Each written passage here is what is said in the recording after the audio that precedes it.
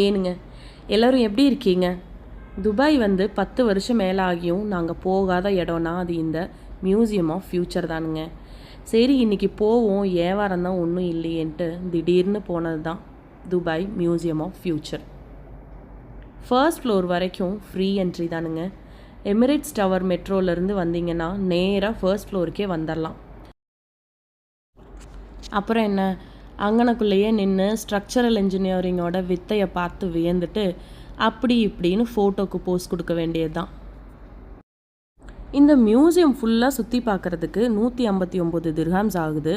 4 வயசுக்குள்ளார இருக்கிற குழந்தைங்களுக்கு ஃப்ரீ தான். பார்க்கிங்கும் பக்கத்துலேயே இருக்குங்க, ஃப்ரீ தான். வண்டியை நிறுத்திட்டு நீங்கள் ஒரு 100 மீட்டர் நடந்து வந்தீங்கன்னா சூப்பரான கிறிஸ்டல் கிளியராக இருக்கிற இந்த விஞ்ஞான அதிசயம் நிறைஞ்ச மியூசியம் ஆஃப் ஃப்யூச்சருக்கு நீங்கள் வந்துடலாம்.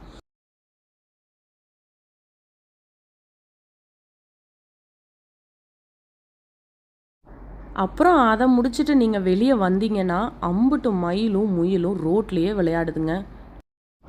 இன்னும் நிறைய யுஏஇ பற்றின தகவல்களுக்கு என்னை ஃபாலோ பண்ணிக்கோங்க. நெக்ஸ்ட் வீடியோவில் பார்க்கலாம். பாய்.